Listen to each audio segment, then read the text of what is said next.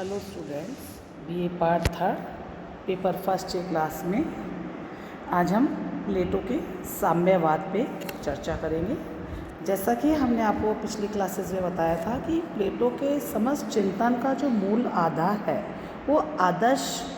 राज्य के लक्ष्य को प्राप्त करना है, और उस लक्ष्य को प्राप्त करने के लिए प्लेटो ने जिन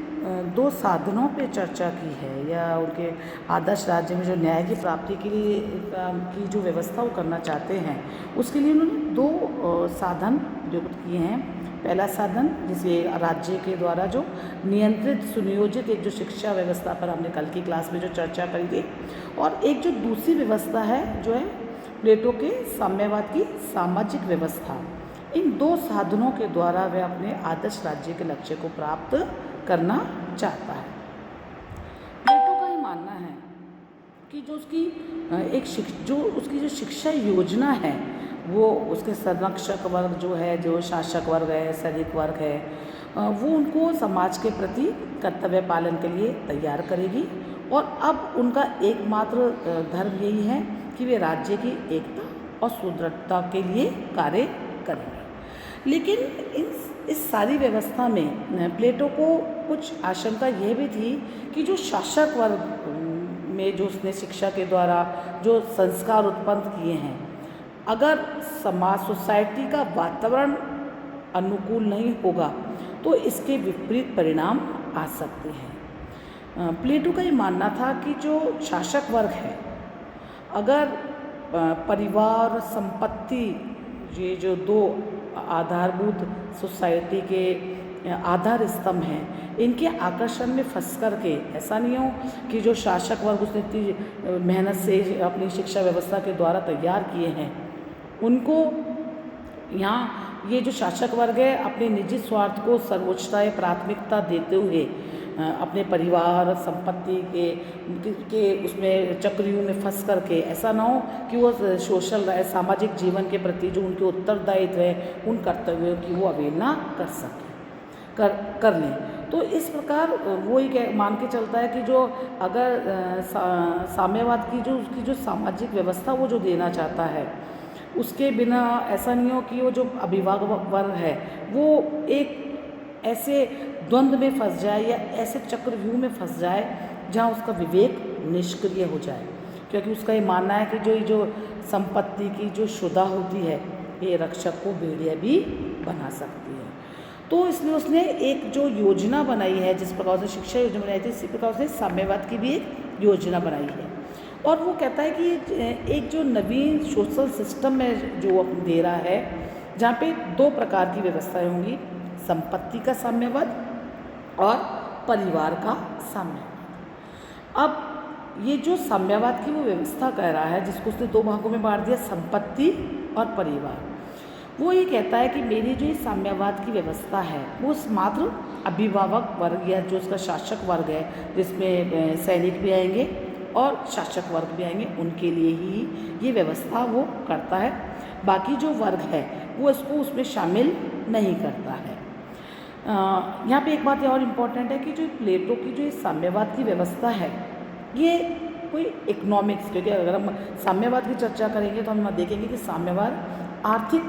पक्ष है, लेकिन यहाँ जो हम जिस साम्यवाद की चर्चा करें, यहाँ उसका पक्ष आर्थिक नहीं अपितु पॉलिटिकल है, राजनीतिक है। क्यों? क्योंकि यहाँ साम्यवाद का जो उद्देश्य है वो एक ऐसे वातावरण का निर्माण करना है, एक ऐसे समाज का निर्माण करना है जिसमें शासक वर्ग अपने जो उसकी पब्लिक रिस्पॉन्सिबिलिटी है, जो उसके जो उत्तरदायित्व हैं, उनको वो श्रेष्ठतापूर्वक अपने कार्यों का संपादन कर सके। और ये जो व्यवस्था होगी साम्यवाद की, इसमें उत्पादक वर्ग या सेवक वर्ग सब शामिल नहीं किया गया है। क्यों? क्योंकि वो ये मान के चल रहा है कि जो मात्र अभिभावक वर्ग है उनके लिए ही मैंने साम्यवाद की व्यवस्था की है। जैसे एक विचारक है नेटलशिप, उनका यहाँ तक उनका ये मानना है कि जो प्लेटो की साम्यवाद है वो शिक्षा के द्वारा जो उत्पन्न प्रवृत्तियाँ उसने जो नागरिक के अंदर उत्पन्न की है, उनको प्रभावी और सफल तभी से बनाया जा सकता है जब वो समाज के अंदर कुछ व्यवस्थाएं स्थापित करें।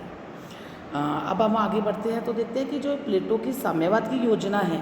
ये प्लेटो का कोई मौलिक विचार नहीं है। शिक्षा की योजना प्लेटो की मौलिक विचार था, लेकिन प्लेटो से पूर्व भी जो साम्यवादी व्यवस्था प्रचलित थी, वहाँ पे निजी व्यवस्था यद्यपि एथेंस और स्पार्टा में हम देखें तो यहाँ पे भी हमको कुछ साम्यवादी व्यवस्था के या समाज के नियंत्रण के या संपत्ति के में सामूहिकता के हमको दर्शन होते हैं। कुछ व्यवस्था ऐसी प्रचलित थी कि जहाँ पे भूमि को जो जोतने बोतने का कार्य है वो भी राज्य के जिम्मे था और राज्य ही उनका एलोकेशन करता था। लेकिन प्लेटो ने जो साम्यवाद की व्यवस्था बताई है, यहाँ हम उसको दो भागों में बांट सकते हैं, संपत्ति का साम्यवाद और परिवार का साम्यवाद। आज हम देखेंगे संपत्ति का साम्यवाद क्या है। प्लेटो ने हमने जैसा आपको पहले बताया कि शासक वर्ग या विभावक वर्ग के लिए ही संपत्ति या ये साम्यवादी व्यवस्था को बताया है। वो ये कहता है कि जो शासक वर्ग है उसके पास सिर्फ उतनी ही संपत्ति होनी चाहिए जितनी उसको अपने जीवन यापन के लिए अनिवार्य है। अब न तो उसके पास अपना कोई घर होगा, न कोई उसके पास में ऐसी कोई व्यवस्था होगी जहाँ वो स्टोरेज कर सके, क्योंकि अब जब भी उसका घर नहीं होगा तो उसको सामूहिक भोजनालय में वो भोजन करेगा, सिपाहियों की तरह डेरों में रहेगा क्योंकि उसका अपने पास उसका घर नहीं होगा। अब ये जो शासक वर्ग है वो ऐसा होगा जो सोना चांदी भी नहीं होगा, नहीं होना चाहिए उसके पास भी, क्योंकि अगर वो ऐसा करेगा तो अगर वो अपने लिए भूमि का अर्जन करने लगेगा, अपने लिए धन संपत्ति का अर्जन करने लगेगा, तो ऑब्वियस है कि अन्य नगरवासियों के काम करने की बजाय वो उनसे व्यवस्था उसकी अलग प्रकार की हो जाएगी और वो अपने ही नागरिकों से उनके बीच का जो रिलेशन है वो घृणित रिलेशन हो जाएंगे। और ये जो सारी व्यवस्था होगी कि जब शासक वर्ग ही अगर कंचन कामिनी के मोह में अगर फंसते हैं तो संपूर्ण राष्ट्र का सर्वनाश हो जाएगा। प्लेटो ने अपने संपत्ति के साम्यवाद में कुछ विशेषताएं बताई हैं कि सबसे पहली बात वो ये कहता है कि ये साम्यवाद सभी नागरिकों के लिए नहीं है, केवल शासक और सैनिक वर्ग ही इसके पात्र हैं। दूसरी बात वो कहता है कि मेरा जो ये साम्यवाद की योजना है, समाज के जो साम्यवाद की सामाजिक योजना है, यह राजनीतिक है, आर्थिक नहीं। क्योंकि अगर हम आधुनिक साम्यवाद की बात करें तो हम यहाँ देखते हैं कि साम्यवाद का उद्देश्य है कि वो संपूर्ण सोसाइटी के अंदर जो भी आर्थिक विषमताएं हैं, है ना, जो भी समाज के अंदर जो विषमताएं होती है, कुछ लोग बहुत अमीर हैं, कुछ लोग बहुत गरीब हैं, तो उनके गैप को भरने के लिए हम कहते हैं कि हम साम्यवादी व्यवस्था को जानते हैं कि जहाँ सोसाइटी के में ही सब का संपत्ति पर नियंत्रण होगा और नागरिक उसका मात्र जितना एलोकेशन सोसाइटी के द्वारा किया जाएगा, नागरिक उतने ही उस चीज़ के भागीदार होंगे। तो यहाँ प्लेटो कह रहा है कि मेरा जो साम्यवाद है वो आर्थिक नहीं अपितु राजनीतिक है व्यवस्था है। तीसरी बात वो कह रहा है कि जो प्लेटो का साम्यवाद है, यहाँ उस पर कुछ अर्जन नहीं करना है, कुछ अर्जित या भोग नहीं है, अपितु त्याग है। त्याग क्यों है? क्योंकि यहाँ पे शासक वर्ग को न तो अपने उसके लिए कोई कंचन कामिनी, उसको संपत्ति भी छोड़नी होगी, उसको परिवार से भी दूर रहना होगा, और यहाँ न वो अपने लिए कोई धन संपत्ति का अर्जन कर सकता है, नहीं वो उसका स्टोरेज कर सकता है, नहीं वो अपने लिए कोई भूमि भवन खरीद करके उसके अंदर व्यवस्था उसकी रख सकता है। एक विचारक है फॉस्टर, उन्होंने भी कहा है कि प्लेटो का जो संरक्षक वर्ग है उसको सामूहिक रूप से संपत्ति का कोई स्वामित्व ग्रहण नहीं करना है, अपितु उसको यहाँ पे त्याग करना है। आगे हम देखते हैं कि जो प्लेटो का जो ये संपत्ति वाला है व्यवस्था जो उसने बताई है, वो उसके कुछ हवा में ही बात नहीं कर रहा है, वरन वो उसके पक्ष में कुछ पुष्ट तर्क भी देता है या उनके समर्थन में कुछ आधार भी बताता है।